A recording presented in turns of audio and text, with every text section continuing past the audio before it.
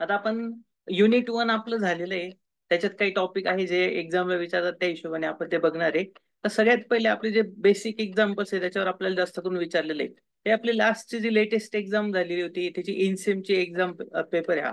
याच्यात काय काय विचारलंय आता याच्याशी रिलेटेड जे न्यूमेरिकल वगैरे ते आपण आधी बघू.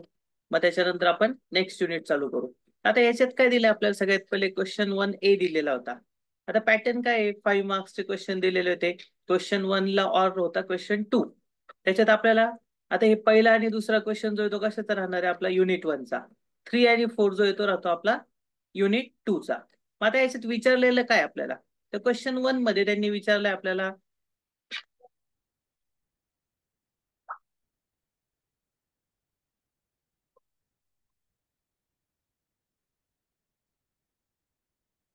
एक सेकंद. क्वेश्चन 1 जो येतो आता बघू आपण. क्वेश्चन 1 काय आपल्याकडे if density of a liquid म्हणजे एक लिक्विड आहे त्याची डेन्सिटी आपल्याला दिलेली आहे. डेन्सिटी किती आहे त्याची 837 केजी पर मीटर क्यूब. म्हणजे लिक्विडची डेन्सिटी दिली आपल्याला 837 केजी पर मीटर क्यूब. त्याच्यानंतर काय म्हटलं त्यांनी फाईन काय करायला लावलंय इट्स स्पेसिफिक वेट म्हणजे आपल्याला गॅमा विचारलाय. त्याच्यानंतर सेकंड काय विचारलंय स्पेसिफिक ग्रॅव्हिटी म्हणजे एस विचारलंय. त्याच्यानंतर थर्ड विचारलंय स्पेसिफिक व्हॉल्यूम म्हणजे व्हीएस विचारलाय.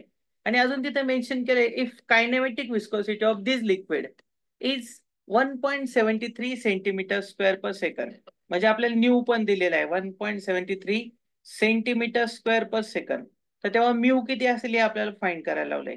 ओके. मग आता आपण याचं सोल्युशन बघू. आता यांनी काय केलंय हा जो प्रॉब्लेम आहे ते आपल्या दोन केस मिळून सॉल्व्ह केलेला आहे एकत्र बनवलेला आहे. तर मग आपण याच्यात याचं सोल्युशन बघणार आहे.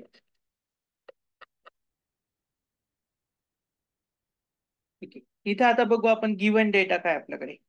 या प्रॉब्लेम मध्ये गिवन मध्ये त्यांनी काय दिलेलं आहे आपल्याला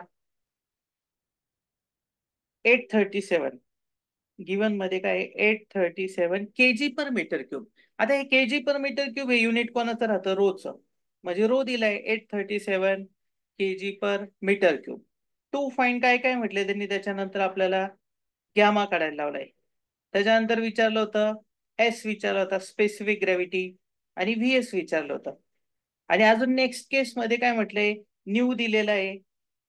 न्यू ची व्हॅल्यू आहे आपल्याकडे 1.73 सेंटीमीटर स्क्वेअर पर सेकंड. आता हा आपल्याला कन्वर्ट करायचा राहतो मीटर स्क्वेअर पर सेकंड मध्ये. मग 1.73 1 centimetre is equal to 1 × 10⁻² metre राहतं. म्हणजे आपल्याला त्याला मीटर मध्ये कन्वर्ट करायचं असेल तर -2 करतो. आता इथे सेंटीमीटर स्क्वेअरचा आपल्याला मीटर स्क्वेअर करायचं आहे. म्हणजे 2 वेळेस -2 घेतला तर तो किती होऊन जाईल 1 centimetre square is equal to 1 × 10⁻⁴ metre square. मग आपण ती व्हॅल्यू आता इथे पुट करू 1.73 × 10⁻⁴ मीटर स्क्वेअर पर सेकंड. आपल्याला ही व्हॅल्यू राहील न्यूची. मग आता टू फाईन त्यांनी न्यू दिलेला असल्यावर पुढे काय म्हणतात अजून काय फाईन करायला लावलंय त्याच्यात त्यांनी म्यू पण काढायला लावलाय. म्यू काढायला लावलाय. मग आता आपण सगळ्यात पहिले काय करणार जो काही रो दिलेला आहे आपल्याला त्या रोच्या हेल्पने आपण गॅमा काढणार. आपल्याकडे गॅमाचा फॉर्म्युला आहे. जेव्हा आपल्याला डब्ल्यू आणि दिलेलं नसेल व्ही तेव्हा आपण रो इंटू जी ह्या फॉर्म्युल्याने गॅमा काढतो. मग रो दिलेला आहे त्यांनी 837. जी ची व्हॅल्यू किती राहणार आहे आपल्याला 9.81. मग या दोन व्हॅल्यू टाकल्या तर आपल्याला तिथे कशाची व्हॅल्यू मिळेल गॅमाची. आता या गॅमाचा आन्सर किती येत आहे सांगा मला.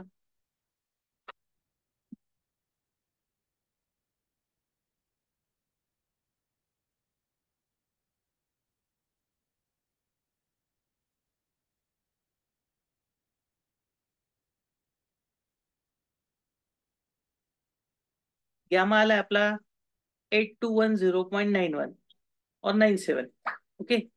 8210.97. 8210.97 न्यूटन पर मीटर क्यूब. ओके ही गॅमाची व्हॅल्यू मिळाली. हे झाल्यानंतर नेक्स्ट काय काढणार आपण एस काढणार. एस तर आपल्याला लगेच मिळेल तिथे gamma L upon gamma W. मग इथे गॅमा एल ची व्हॅल्यू टाकू आपण. गॅमा एल किती आपल्याकडे 8210.97. त्याला डिवाइड बाय काय केलं गॅमा डब्ल्यू घेतला 9810. आपल्याला इथं कशाची व्हॅल्यू मिळणार आहे एस ची. मग एस किती येतोय सांगा.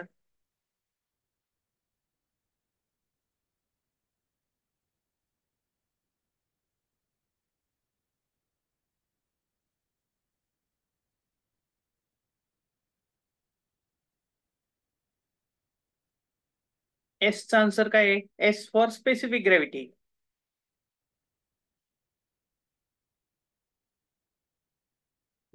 0.837 हा आपल्याला एस मिळाला. 0.837. आता एस हे स्पेसिफिक ग्रॅव्हिटी, याला युनिट काहीच राहत नाही. याच्यानंतर नेक्स्ट त्यांनी काय काढायला लावलंय आपल्याला? व्हीएस विचारलाय, स्पेसिफिक व्हॉल्यूम. आता आपण बघितलंय आपल्याला गॅमा जर असेल तर तिथे व्हीएस म्हणजे काय होतो? इनव्हर्स ऑफ गॅमा, 1/गॅमा. गॅमाची व्हॅल्यू आपण ऑलरेडी काढलेली आहे. 1/गॅमा घ्यायचा, 8210 पॉईंट किती तिथे 97. आपल्याला याचा रेशो घेतल्यानंतर तिथे काय मिळेल? व्हीएस मिळेल. मग व्हीएसचा आन्सर किती येत आहे सांगा? 1/8210.97.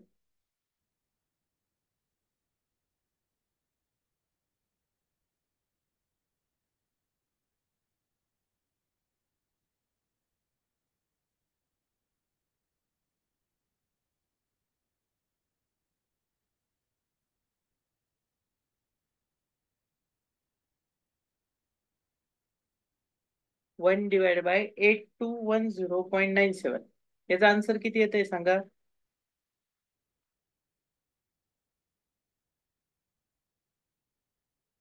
1.21 इंटू 10⁻⁻⁴. ओके, आपल्या इथं कशाची व्हॅल्यू मिळणार आहे? व्हीएस ची. 1.21 into 10⁻⁴ metre cube per newton. Okay, इथं कशाचं मिळालं आपल्याला? व्हीएस मिळाला मीटर क्यूब पर न्यूटन मध्ये. आणि याने ऍडिशनल मध्ये मग एक गोष्ट विचारली आपल्याला, ती म्हणजे म्यू काढायला लावलाय. आपल्याला माहिती आहे kinematic viscosity is equal to काय राहतं? Mu upon rho. ओके, आता आपल्याकडे काय आहे? न्यू आहे आणि रो पण आहे, तर आपण म्यू काढू शकतो त्याच्यावर. म्यू इज इक्वल टू काय राहील मग? हा रो इथं डिवाइडला आहे, तो इकडे जाऊन काय होईल? त्या न्यूला मल्टिप्लाय होईल. न्यू इंटू काय होईल? रो. न्यूची व्हॅल्यू आपण काढलेली आहे, किती न्यू? ऑलरेडी गिवन आहे प्रॉब्लेम मध्ये. 1.73 इंटू 10⁻⁻⁴. त्याला इंटू रो केला. रो किती आपल्याकडे गिवन मध्ये? 837. मग या दोघं व्हॅल्यू टाकल्या तर आपल्याला तिथे कशाची व्हॅल्यू मिळेल? म्यूची. मग म्यू किती येतोय सांगा? मग हे आपलं फायनल आन्सर आहे या क्वेश्चनचं.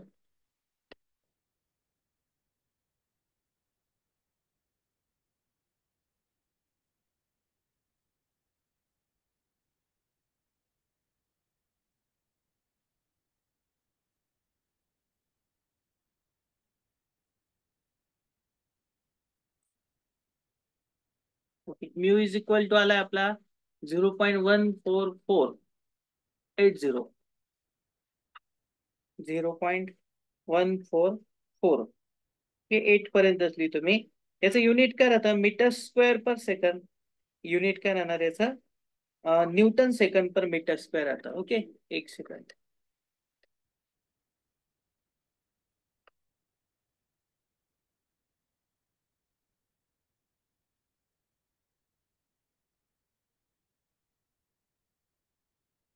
Newton second per metre square. हे कशाचं युनिट आलं आपलं? म्यूचं. ठीक आहे, मग हा आपला फर्स्ट एक्झाम्पल होतं जे आपण इथं क्वेश्चन पेपर मधलं बघितलंय. आता क्वेश्चन पेपर मध्ये काय, इनसेमला थेरी प्लस न्यूमेरिकल राहतात. फायनलला पण थेरी राहते, पण फायनलला न्यूमेरिकलची क्वांटिटी जास्त राहते. आता एंड सेमला जेव्हा आपण बघणार त्याच्यात न्यूमेरिकल जास्त राहतील. तर इथं काय आहे, आता दुसरा क्वेश्चन जो होता त्यांनी काय विचारलंय? थेरोटिकल विचारलंय. Differentiate between surface tension and capillarity. आता आपण याचा टॉपिक बघितला आधी, सरफेस टेन्शन काय राहतं, कॅपिलॅरिटी काय राहतं. तर सरफेस टेन्शन म्हणजेच काय राहणार? A tension exerted by liquid on a surface is called as surface tension. मग याच्याशी रिलेटेड एक्झाम्पल पण बघितले होते आपण. सरफेस टेन्शन मग आपण सोप बबलचं, त्याच्यानंतर ड्रॉपलेट, फॉरजेट, असे वेगवेगळे टाईपचे एक्झाम्पल्स होते. आणि त्या प्रत्येकासाठी सरफेस टेन्शनचे प्रेशर काढायचा फॉर्म्युला वेगळा होता आपला.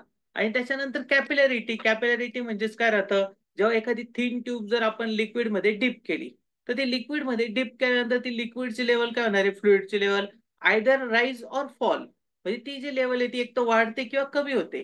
मग हे जे काही फेनोमेनन राहतं त्याला काय म्हणतो आपण? कॅपिलॅरिटी. मग आपल्याला इथे त्यांचं डेफिनेशन वगैरे मेन्शन करायचं होतं. त्याच्याशी रिलेटेड काय त्याच्यात काय काय करतो आपण, मग एक्झाम्पल्स त्याचे. प्रॅक्टिकल एक्झाम्पल म्हणजे काय? मग आता कॅपिलॅरिटी म्हटलं तर आपण त्याच्याशी रिलेटेड एक्झाम्पल प्लेट आणि ट्यूबचे बघितले ते. मग प्लेटसाठी आपला फॉर्म्युला होता 4 sigma cos theta upon gamma D. त्याच्यानंतर ट्यूब साठी वेगळा होता मग त्यानुसार आपण ते तिथं फॉर्म्युले यूज करत राहतो. आणि त्याच्यानंतर नेक्स्ट टॉपिक आहे आपला define Meta centre and Meta centric height. तर आपल्याला हा थेरॉटिकल पार्ट जो आहे तो अजून घ्यायचा बाकी आहे. ओके, मग आपण हे 2 क्वेश्चनवर फोकस केले, आपले ते 2 झालेले. क्वेश्चन 2 मध्ये बघू आता आपल्याला काय विचारलेलं आहे. त्याच्यात पण न्यूमेरिकल आहे एक, ते न्यूमेरिकल सॉल्व्ह करू आपण.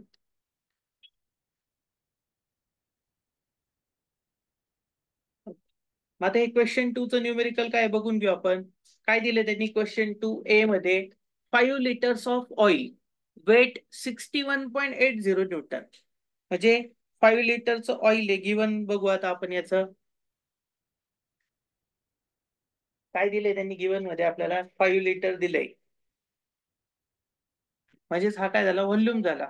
V is equal to 5 litre. त्याच्यानंतर काय दिलंय डब्ल्यू पण दिलाय 61.80 न्यूटन. आणि कॅल्क्युलेट काय करायला लावलंय, चारही गोष्टी विचारल्या ज्या आपण प्रॉब्लेम सॉल्व्ह करताना बघायचो. म्हणजे तसं पाहायला गेलं तर जनरली आपण एवढे टाईप बघितले आहे युनिटमध्ये, पण मॅक्झिमम करून आपल्या जे बेसिक प्रॉपर्टी आहे त्याचेच एक्झाम्पल आपल्याला विचारले. पण तरी सुद्धा बाकीचे विचारणार नाही असं काही नाही, आपल्याला प्रॅक्टिस त्यांची पण ठेवायची. मग आता याच्यात आपण याचं बघू 5 लिटर ऑफ ऑइल सॉल्व्ह करू आता हे.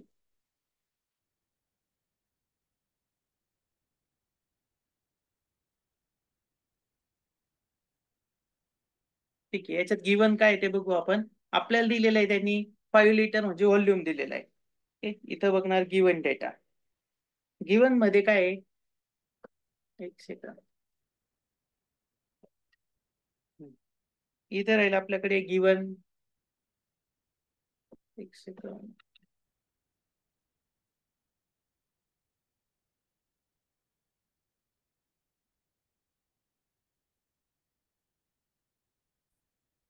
आता ह्या प्रॉब्लेम मध्ये काय दिलं आपल्याला, गिवन डेटा बघू आपण. गिवन गिवन मध्ये काय दिलंय त्यांनी आपल्याला, तर त्याच्यात देताना दिलेलं आहे आपल्याला 5 लिटर म्हणजे व्हॉल्यूम दिलेलं आहे. V is equal to 5 litre. मग त्या लिटरला आपण मीटर क्यूब करून घेऊ.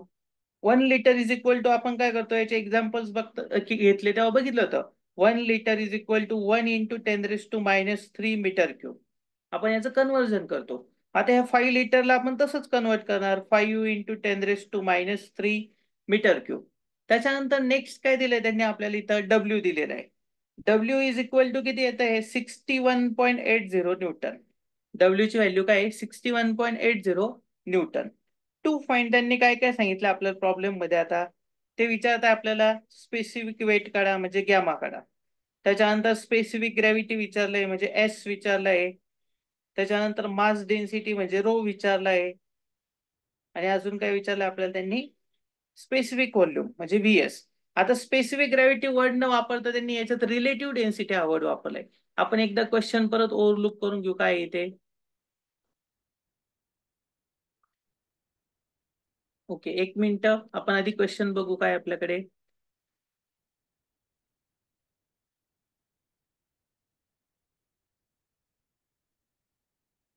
क्वेश्चन मध्ये काय दिले त्यांनी आपल्याला, 5 litres of oil weight 61.80 newton. Calculate specific weight म्हणजे गॅमा झाला, स्पेसिफिक मास म्हणजे काय झालं, रो झालं, स्पेसिफिक व्हॉल्यूम म्हणजे व्हीएस, आणि रिलेटिव्ह डेन्सिटीचा अर्थ काय झाला, एस झाला. आपल्याला ह्या 4 गोष्टी इथं काढायच्या आहे. मग आपण याच्यात काय बघतो आता, कॅल्क्युलेट करताना आपण हे कॅल्क्युलेट करतोय सगळ्या गोष्टी. इथे गिवन मध्ये आपण गिवन डेटा लिहिलाय, V is equal to 5 litre. मग तिथे घेतलं त्याला कन्वर्ट करून घेतलं, 5 × 10⁻³ डब्ल्यू घेतला 61.80 न्यूटन. त्याच्यानंतर टू फाइंड काय, गॅमा आहे, एस आहे, रो आणि व्ही एस. या 4 गोष्टी आपल्याला काढायच्या आहे. मग आता आपण सेकंड स्टेप बघू.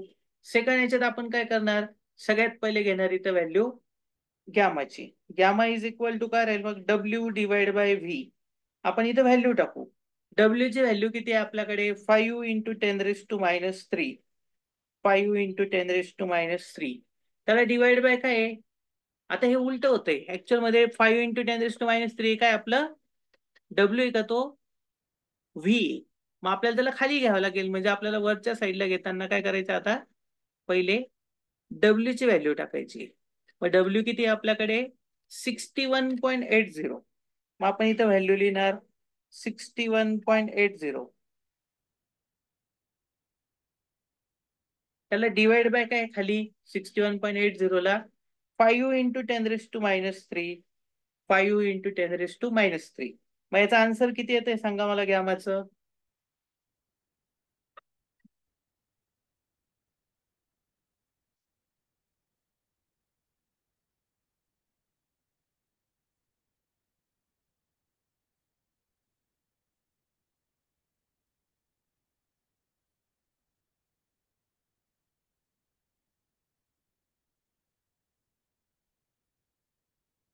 ओके, गॅमाचा आन्सर सांगा.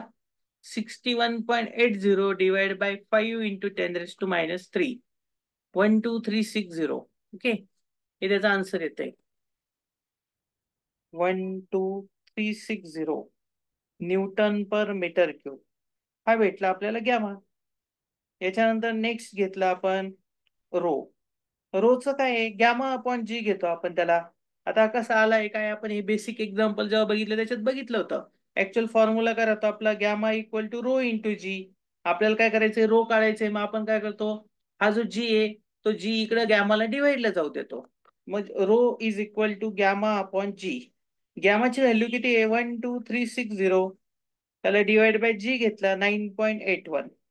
मग याचं रोचा आन्सर मिळेल. किती येतोय रो सांगा.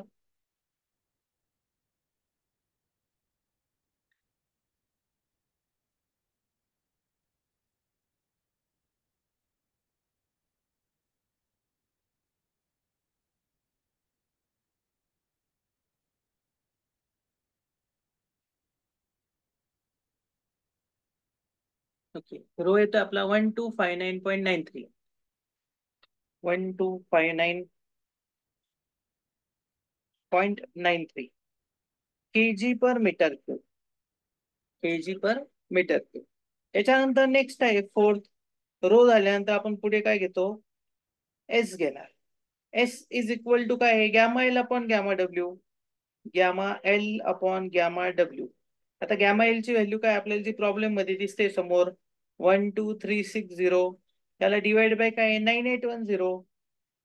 मग आपल्याला इथं कशाची व्हॅल्यू मिळेल, एस ची. एस किती येतोय सांगा.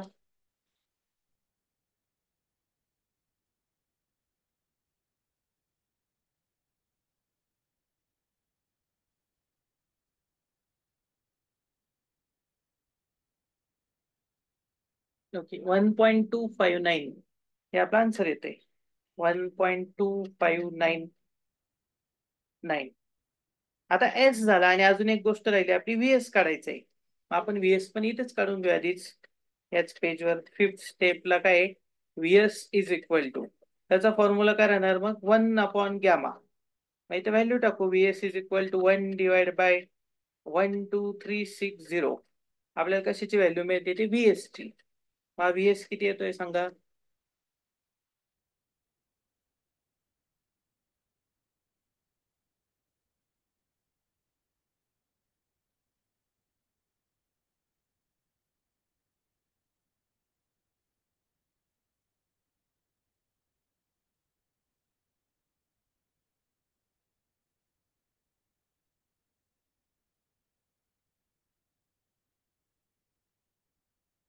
ओके, आपला आन्सर आला आहे 8.09 इंटू 10⁻⁻5. आपण ते लिहून घेऊ आता. 8.09 into 10⁻⁻5 metre cube per newton. Okay, हे काय झालं, त्याचं युनिट झालं व्हीएस चं.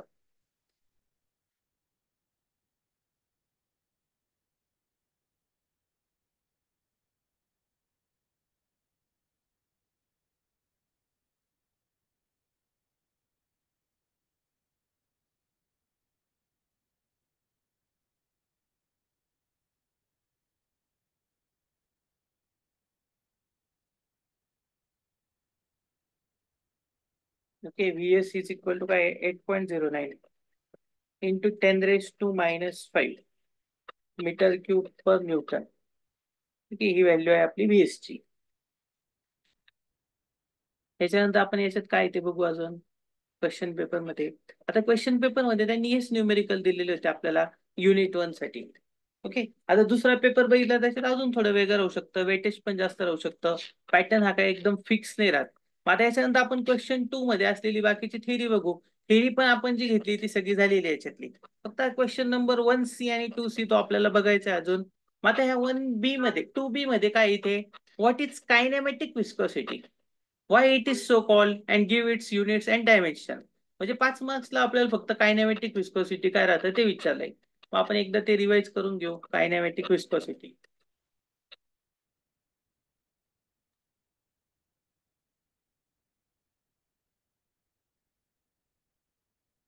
इथं बघू आता आपण कायनेमॅटिक विस्कोसिटी.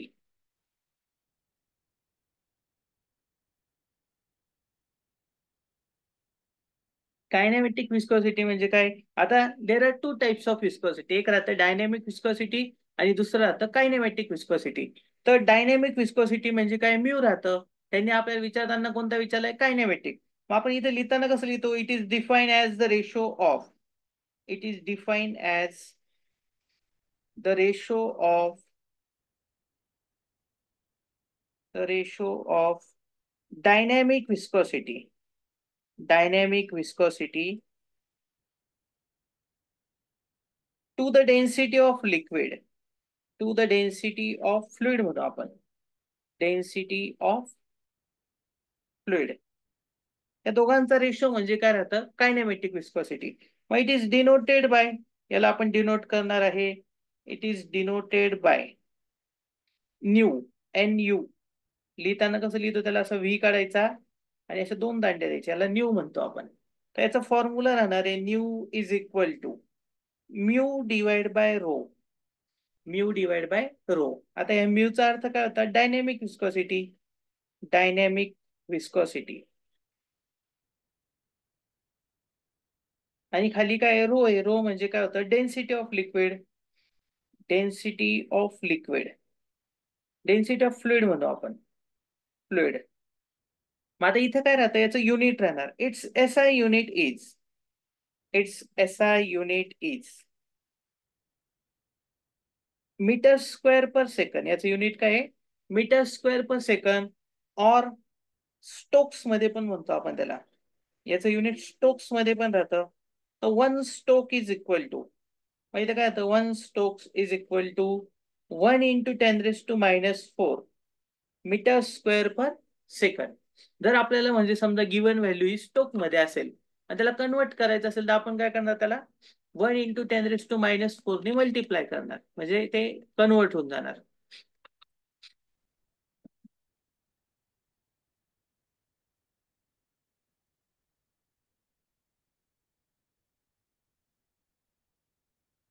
ओके. मग आता आपण दोघं क्वेश्चन मधले क्वेश्चन 1A आणि B बघितला आणि 2 मधला पण काय बघितला आपण? A आणि B बघितलाय. ओके. मग आता C जो क्वेश्चन आहे तो आपला राहणार आहे दोघांमधला. आता इथे क्वेश्चन पेपरचं जे सोल्युशन आहे ते आपण इथे स्टॉप करतोय.